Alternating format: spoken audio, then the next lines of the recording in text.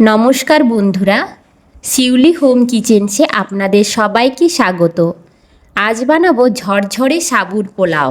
আপনারা এটা কোনো ব্রত বা উপবাসেও খেতে পারবেন। আর এই রেসিপিটা খুব সহজেই কিন্তু তৈরি করা যায়।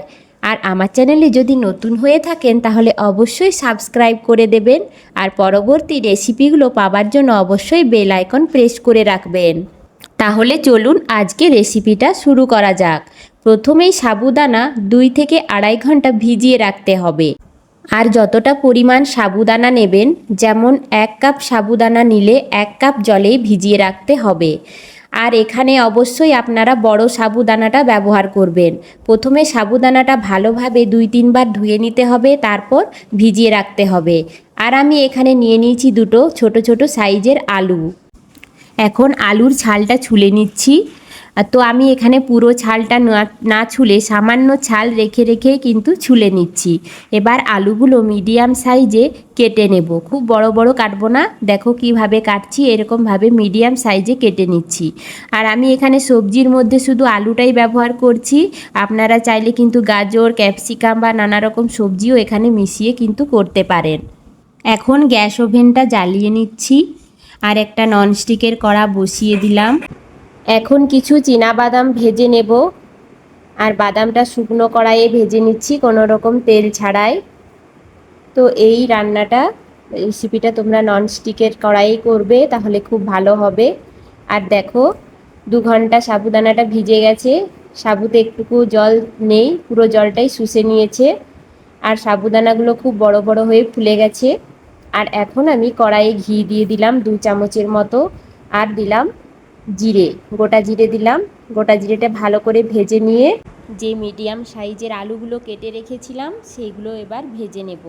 আর এখানে আমি একটু ঢাকা দিয়ে দিলাম, কারণ আলুটা কাঁচায় দিয়েছি, সেদ্ধ করা হয়নি আগের থেকে, তাই এখন ঢাকা দিলে ভালোভাবে সেদ্ধ হয়ে যাবে। আর আলুটা ভাজা হয়ে গেছে। দেখো আমি এখানে কিছু আদা কুচি দিয়ে দিলাম। আর যে বাদামগুলো ভেজে রেখেছিলাম, কিছু খোসা ছাড়িয়ে রেখেছিলাম, সেই বাদামগুলো এখানে দিয়ে দিলাম। আর কিছুটা আছে, পরে দেব। আর দিলাম সামান্য পরিমাণে লবণ। তো এবার ভালোভাবে নেড়ে চেড়ে ভেজে নেব, আদার গন্ধটা যাতে চলে যায়। তো এখন দিচ্ছি কারি পাতা। তো আপনারা চাইলে ধনে পাতাও দিতে পারেন, ধনে পাতা বা কারি পাতা সেটা অপশনাল, আপনাদের পছন্দ মতো দিয়ে দেবেন। আর কারি পাতাটাও হালকা করে ভেজে নেব। আর তারপর আমি সাবুদানাগুলো দিয়ে দেব এর মধ্যে। ও সাবুদানাগুলো 2 ঘন্টা ভিজতে খুব ভালো ফুলে গেছে। তো সাবুদানাগুলো দিয়ে দিচ্ছি। এবার ভালোভাবে সাবুদানাগুলো মিশিয়ে নিচ্ছি। এখন সাবুদানাগুলো হালকাভাবে ভেজে নেব। আর যে বাদামগুলো আমি ভেজে রেখেছিলাম তার অল্প কিছু রেখে দিয়েছি খোসা সমেত, সেই বাদামগুলো আমি এর ওপর থেকে একটু ছড়িয়ে দেব, বাকি বাদামগুলো।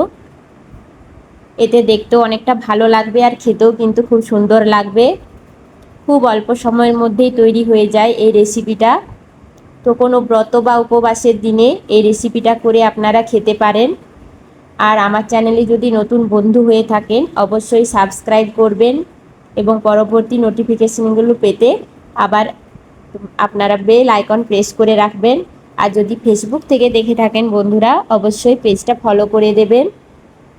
তো দেখো এভাবে হালকাভাবে ভেজে নিচ্ছি। তো এর মধ্যে আপনারা অল্প পরিমাণে চিনিও দিতে পারেন যদি মিষ্টি খেতে পছন্দ করেন। আমি চিনিটা এখানে অ্যাভয়েড করেছি। এখন পোলাওটা রেডি হয়ে গেছে। একটা প্লেটে আমি এটা তুলে নিচ্ছি। আর গরম গরমে এটা পরিবেশন করবেন, গরম গরম খেতে খুব ভালো লাগে। তো দেখতেও খুব সুন্দর হয়েছে আর খেতেও খুব টেস্টি। Take care.